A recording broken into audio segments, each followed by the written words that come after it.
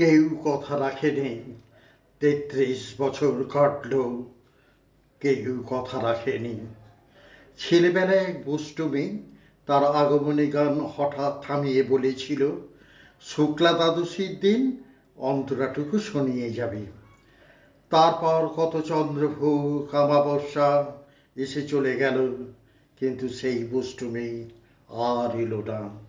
২৫ বছর প্রতীক্ষায় আছি। মামাবাড়ির মাঝি নাদের আলী বলেছিল, বড় হও দাদা ঠাকুর, তোমাকে আমি ৩ প্রহরের বিল দেখাতে নিয়ে যাব। সেখানে পদ্ম ফুলের মাথায় সাপ আর ভ্রমর খেলা করে। নাদের আলী, আমি আর কত বড় হব? আমার মাথা এই ঘরে ছাদ ফুঁড়ে আকাশ স্পর্শ করলে তারপর তুমি আমায় ৩ প্রহরের বিল দেখাবে? একটাও রয়্যালগুলি কিনতে পারিনি কখনো। লাঠি লজেন্স দেখিয়ে দেখিয়ে চুষেছে লস্কর বাড়ির ছেলেরা। ভিখিরির মতো চৌধুরীদের গেটে দাঁড়িয়ে দেখেছি ভেতরে রাস উৎসব। অবিরল রসের ধারার মধ্যে সুবর্ণ কঙ্কণ পরা ফর্সা রমণীরা কত রকম আমোদে হেসেছে। আমার দিকে তারা ফিরেও চায়নি।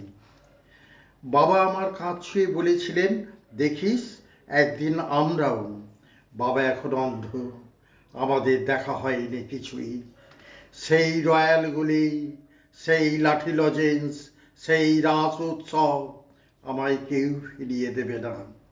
বুকের মধ্যে সুগন্ধি রুমাল রেখে বরুণা বলেছিল, যেদিন আমায় সত্যিকারের ভালোবাসবে সেদিন আমার বুকেও এরকম আতরের গন্ধ হবে।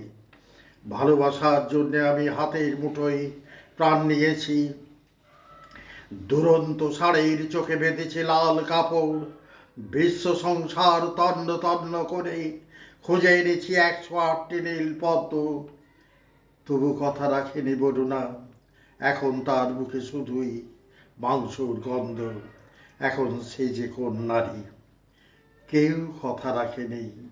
৩৩ বছর কাটল, কেউ কথা রাখে না।